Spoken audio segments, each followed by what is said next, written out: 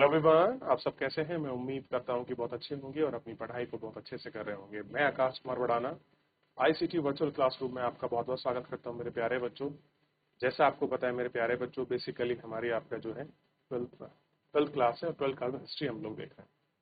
Chapter basically हमारा लगभग हम आपका हो ही चुका है। इसमें हम लोग आपका बहुत सारी चीज़ों को देख चुके हैं, शासक और विधिवत। आज मैं कुछ इसके नोट्स आपको लिखवाऊंगा ताकि आपको कंफर्म हो जाए कि क्या कुछ है। ठीक है, चलिए तो नोट्स भी लिखेंगे, लेकिन नोट से पहले कुछ जो बहुत जरूरी चीजें हैं उनको भी हम लोग हाईलाइट और नोट करते चलेंगे। करें कि इसी विचार में इतिहासकारों के परिप्रेक्ष्य में संगीत रखते हैं कि मुगल इतिहासकार प्रक्रियाओं का बोध करते हैं। उनके द्वारा मुगल शासक बड़े प्रभावशाली तरीके से विजय जनता को एक शाही संरचना अंतर्गत सम्मिलित कराते हैं। भौगोलिक विस्तार, राजनीतिक नियंत्रण एवं व्यापक हाथ के बाद 1.5 शताब्दी के बाद राजवंश में भारतीय उपमहाद्वीप को वैध माना। बहुत लंबे समय के बाद माना कि जो शासन है वो वैध है। ठीक, अब कुछ रूपरेखा है, निरूपण है, थोड़ा सा इनको देखते हुए नोट करते हुए हम लोग चलेंगे। ये काल रेखा है, और काल रेखा कैसे है, मुगल इतिहास और जो स्मरण का दौर है उन सारे दौरों को आप देखते हैं और इन सारे स्मरणों को हम बात करते हैं। लगभग 1530 में बाबर ने स्मरणों की पांडुलिपियों और तैमूरियों के पारिवारिक संग्रह का हिस्सा बना। तुर्की भाषा में लिखे गए स्मरणों को इस तरह से तूफान से बचा लिया कि बाबर ने जो भी अपने स्मरण को लिखा है वो पांडुलिपि है, हाथ से लिखा गया तो पांडुलिपि होंगी। तैमूरिक परिवार का संग्रह हिस्सा है, और भाषा कौन सी है, टर्किश भाषा है, तुर्की भाषा। और कह रहे स्मरण एक तूफान से बचाया गया है। अब है 1587। 1587 में देखिए, गुलबदन बेगम द्वारा हुमायूं नामा का एक लेखन लिखा गया। ये सारे पॉइंटों को ऐसे ही लिखूंगा और नोट रूप। ठीक, बाबर के स्मरणों का बाबरनामा के रूप में फारसी है, यानी कि 1587 में किसने लिखा है, गुलबदन बेगम ने लिखा है हुमायूं नामा। फिर उसके बाद 1589 में बाबर का कुछ स्मरण है, उसमें लिखा गया बाबरनामा, और ये फारसी में लिखा गया। फिर आप जानते हैं 1589 से लेकर 1602 के बीच में बहुत विप्रसिद्ध इतिहासकार है, नाम है अबुल फजल, और अबुल फजल ने क्या लिखा है, अकबरनामा। उसके बाद 1522 में है जहांगीर, और जहांगीर द्वारा लिखा गया है जहांगीरनामा। इसके बाद 39 से 47 में है लाहौर द्वारा बादशाहनामा, जो पहले दो दफ्तर के लेखक। और उसके बाद 1650 में मोहम्मद वारिस द्वारा शाहजहां को 30वें दशक में इतिहास की शुरुआत की है, और वो लिखा गया है। ठीक, सारी चीजों देखिए, इनको लिखिए, आगे बात।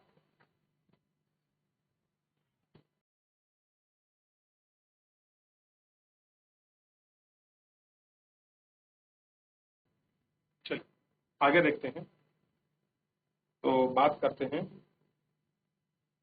मुगल दरबार की, बात हो रही है मुगल दरबार।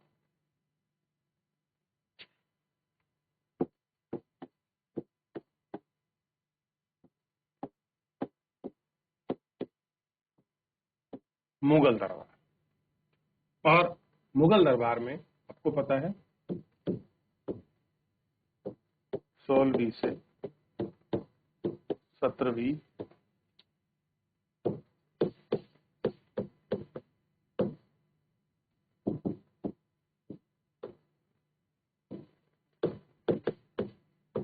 सदी, इसके बीच की हम लोग बात करें। और आप जानते हैं मुगल दरबार में बाबर, बाबर के बाद हुमायूं, हुमायूं के बाद शाहजहां, शाहजहां सॉरी हुमायूं के बाद अकबर।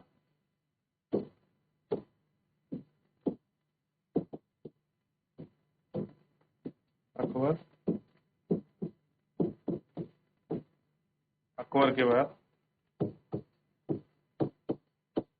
शाहजहां, और शाहजहां के बाद औरंगजेब, और औरंगजेब के बाद सफदरजंग। क्लियर है? फिर इसके रंगीला शाह वगैरह बहुत सारे शासक, उन पर हम लोग बाद में जो उनकी क्रोनोलॉजी है उन पर पढ़ेंगे। ठीक, शाहजहां, ये इतना है। आइए सबसे पहले हम लोग थोड़ी जानकारी जो है बाबर के बारे में बताते हैं, आपको पता होना चाहिए। मुगल वंश का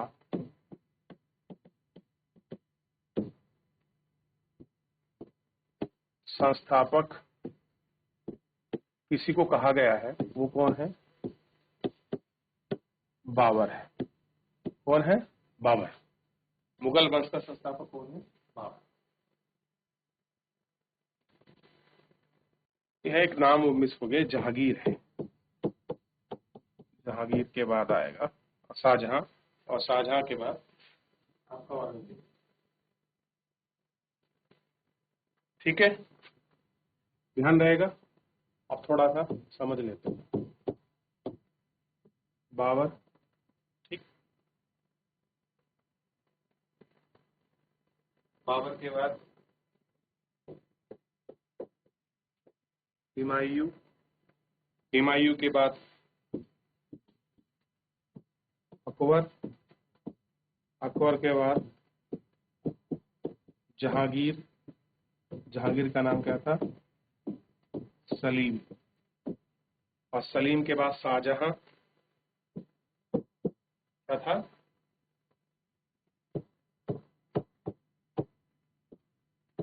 शाहजहां, और शाहजहां के बाद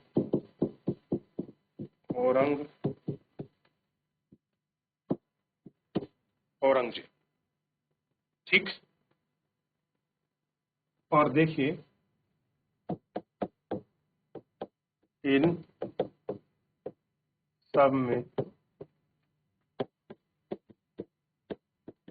सबसे महान शासक के रूप में जो लिखते हैं इतिहास, महान शासक, वो किसे कहा गया है? ध्यान दीजिए, वो पदवी मिली है अकबर को। ठीक, और ध्यान देखिए,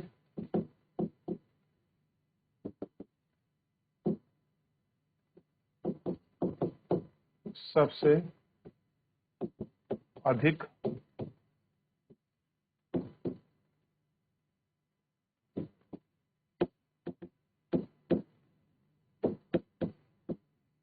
साम्राज्य विस्तार अगर किसी के समय में हुआ है तो उसका नाम है औरंगजेब। ध्यान देंगे, क्या है? औरंगजेब के समय में सबसे अधिक राज्य विस्तार। क्लियर है? आगे बढ़े। आप ध्यान दीजिए, जो हम लोग बात कर रहे हैं क्रॉनिकल शैली में,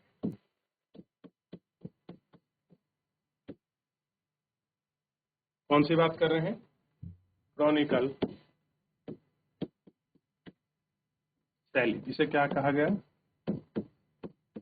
इतिवृत्त।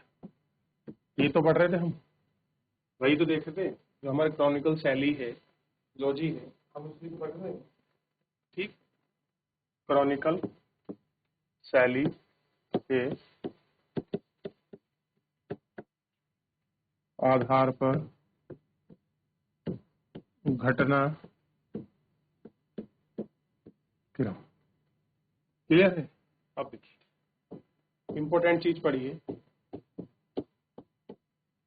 मुगल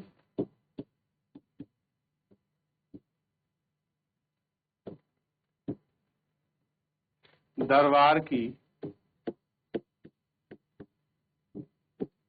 राजकीय भाषा बताइए क्या थी? आपके ऊपर छोड़ा है, पढ़ा रखा है, राजकीय भाषा क्या रही, बहुत अच्छे से पढ़ा है। बताइए।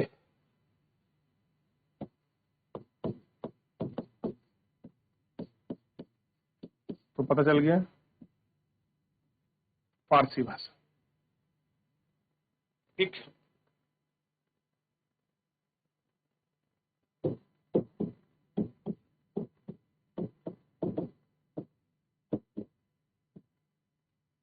इतिहासकार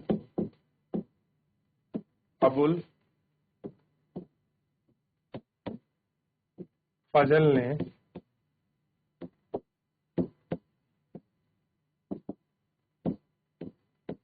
चित्रकारी, अबुल फजल ने जो आपकी चित्रकारी है,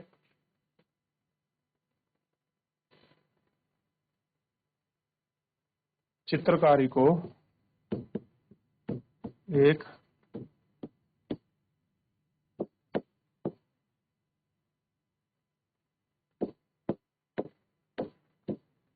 जादुई जादुई कला के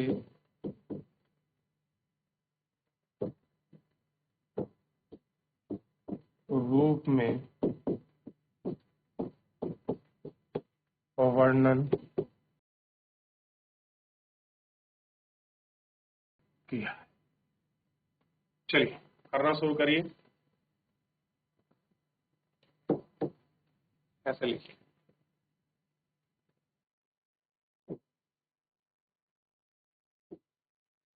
हो गया, यहां आ जाइए।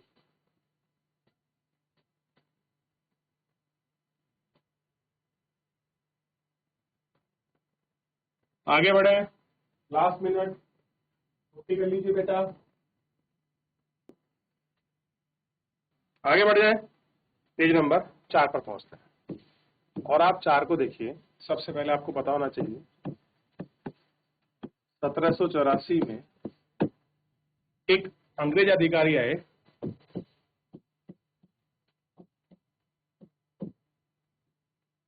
William Jones. और आप जानते हैं कि विलियम जोन्स ने एक सोसाइटी बनाई थी। क्या बनाई थी? एक सोसाइटी। उसका नाम था Asiatic Society of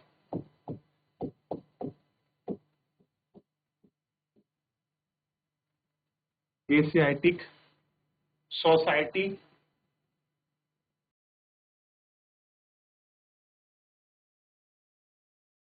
Asiatic Society of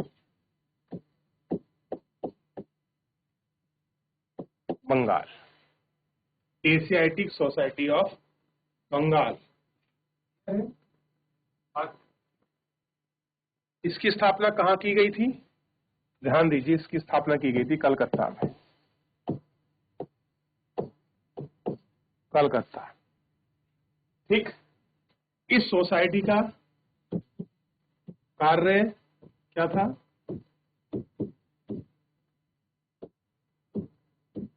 Pandu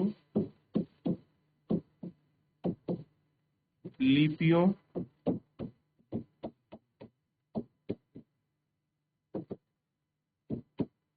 साहित्यों, पांडुलिपियों साहित्यों संपादन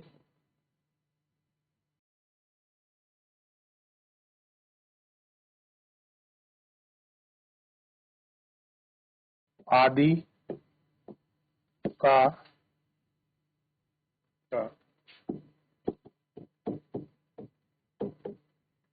अनुवाद करना, ये इसका काम था। तो कभी आपसे पूछ लिया जाए एशियाटिक सोसाइटी ऑफ बंगाल कहाँ स्टैब्लिश की गई थी, तो आपको पता होगा कलकत्ता में। कब की गई? 1784 में। किसने की थी? विलियम जोन्स के द्वारा। कार्य क्या था? तो आपको क्लियर होना चाहिए। इसका कार्य था कि पांडुलिपियों साहित्यों और जो संपादन है उन संपादन का अनुवाद करना ही इसका मुख्य कार्य क्या था। यही इसका मेन था।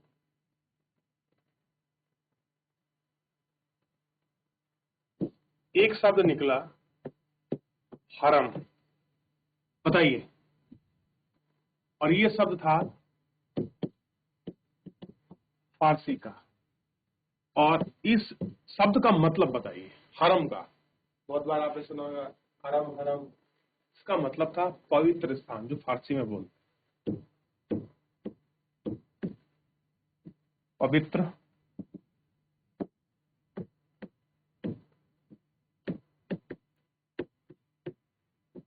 हरम का मतलब है पवित्र स्थान, फारसी का शब्द है हरम। ये वो कुछ चीजें हैं जो आपने पढ़ते हुए गौर नहीं किया, मिस की हैं, तो उनको अगर हम देख लेंगे, लिख लेंगे, तो हमें चीजें याद होंगी। अब देखिए, दरबारी इतिहास को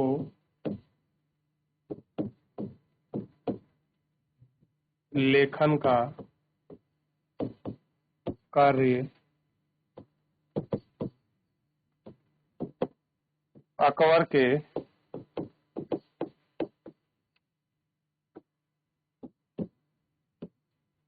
के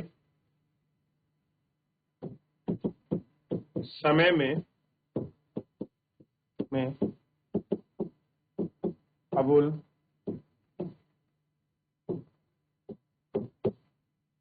फजल को सौंपा गया था तथा वह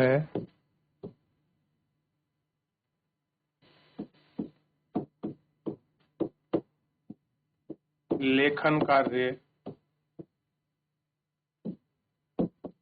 फारसी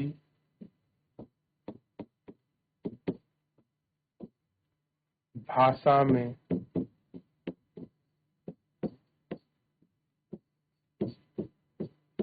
करता था। फारसी भाषा याद रहेगा इतना, किसमें कर रहा था? फारसी भाषा। चलिए देख लिया। अब मेरा एक आपसे छोटा सा होमवर्क है। अकबर क्या करता है, महाभारत का फारसी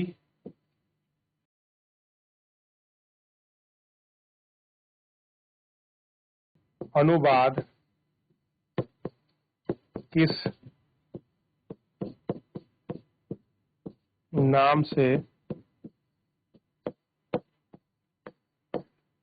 कराता है, ये आपको देखना, आपको पता करना। चलिए, तो फिलहाल बहुत सारी चीजों को पढ़ा, देखा, समझा, और हमने बहुत सारी अच्छी चीजों को इसमें देख भी लिया।